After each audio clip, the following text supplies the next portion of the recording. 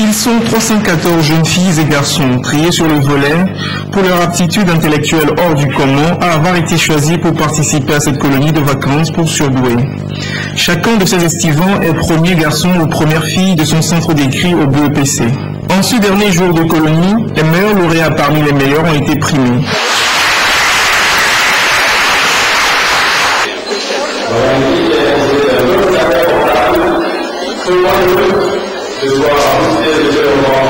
Je suis très fier d'avoir été le premier du Togo au BPC. Je suis également fier parce que Madame la ministre est venue nous rendre visite et nous a apporté des cadeaux, ce qui prouve qu'elle est en train d'encourager l'éducation et l'excellence dans le pays.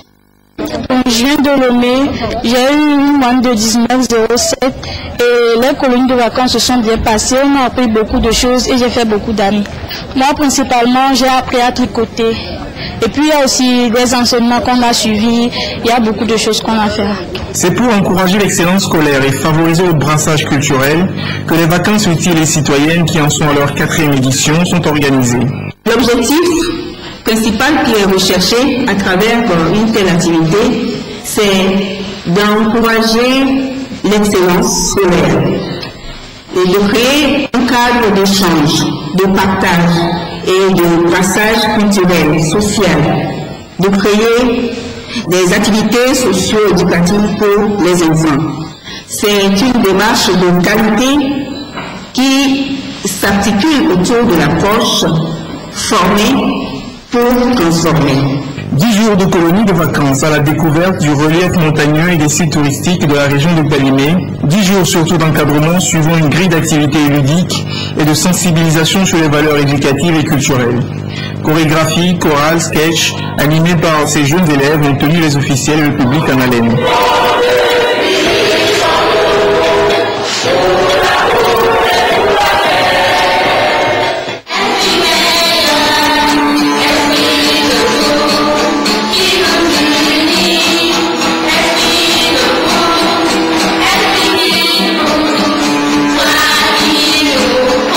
La colonie de vacances 2013 est clôturée par la visite des stands exposant les articles de décoration, de tissage, de bricolage et de crochetage réalisés par nos jeunes estivants.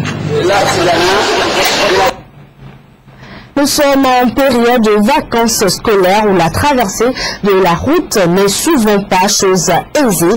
La densification du trafic routier à Lomé accroît les risques d'accidents impliquant des piétons. Alors, une question, comment traverser la route en respectant les règles de la prévention routière? Les réponses dans ce dossier signé Rachila Tchakodeou et Rajoul Mohamedou. La précaution d'usage à prendre par chaque piéton avant de traverser la chaussée, c'est de jeter préalablement un coup d'œil à gauche, un autre à droite et attendre que la voie soit dégagée. Ceux des piétons qui enfreignent cette règle élémentaire de prévention routière risquent d'être victimes d'un accident de la route. Au Togo, les accidents de la route font environ 4000 victimes par an selon les chiffres du ministère de la Santé.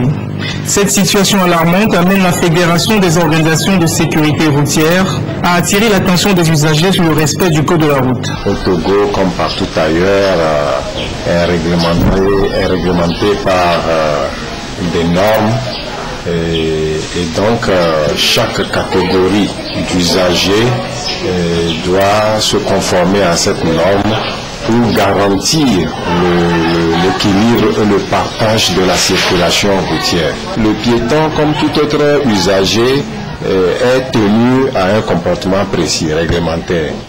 Et l'ignorance du code de la route, l'ignorance de la connaissance de ce code l'amène à se rendre victime, à impliquer des tiers dans la circulation. Voilà, si je peux le dire, sa part de responsabilité comme la part de responsabilité de tout autre usager. Dans ces conditions, la traversée de la route est un casse-tête quotidien pour les piétons qui sont souvent très peu ou pas du tout respectés par les autres usagers de la voie publique.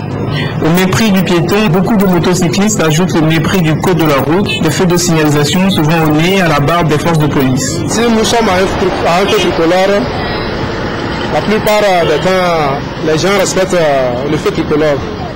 Mais quand il s'agit des endroits où il n'y a pas le feu tricolore, il y a souvent du désordre. Mais le constat que moi j'ai fait personnellement, pour ma part, Je sais que le piéton est prioritaire. Donc, de nature, quand je roule à moto, je ne suis pas pressé. Donc, quand je vois un piéton qui veut traverser la route, je ralentis pour qu'il passe. Quand je vais traverser la route, bon, je regarde de gauche à droite. Bon, là où il y a le feu rouge, parfois j'attends le feu rouge allumé d'abord avant de traverser. Quand il n'y a pas le feu rouge, il faut attendre au moins de circulation des véhicules, des motos, cyclistes pour traverser. Pourtant, des dispositifs comme les passages cloutés existent pour faciliter la mobilité des piétons de part et d'autre de la chaussée.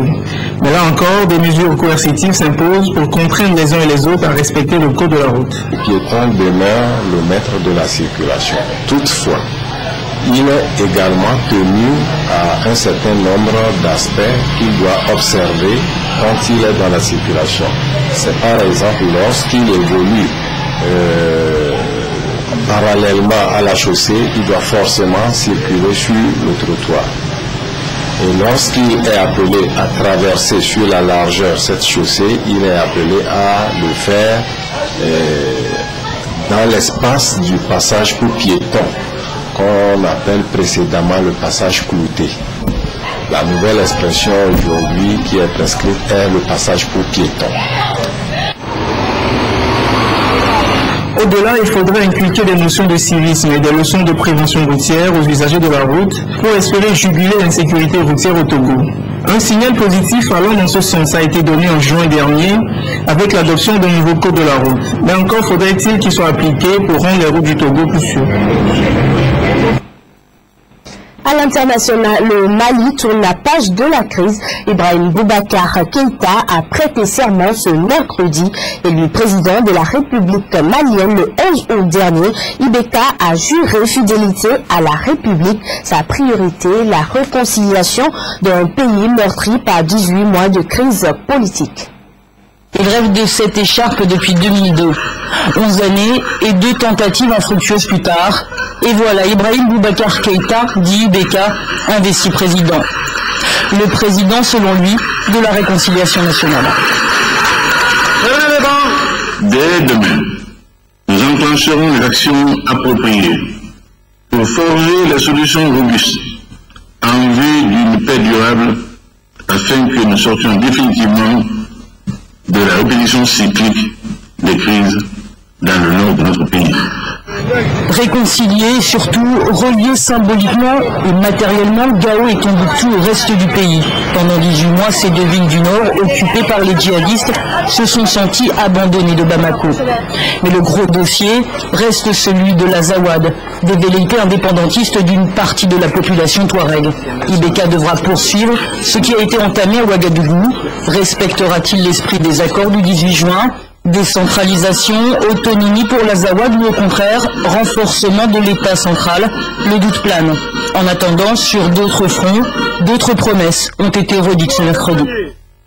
La restauration de l'autorité de l'État se conjuguera avec une lutte sans répit contre la corruption qui inhibe notre capacité à sortir du sous-développement économique et social. Une chose est sûre, Ibeka bénéficiera d'une manne financière inédite, plus de 3,2 milliards d'euros promis par la communauté internationale. De quoi relancer l'économie malienne, mais aussi, diront les mauvaises langues, de quoi nourrir la corruption. Toutes nos excuses pour la durée de cette édition.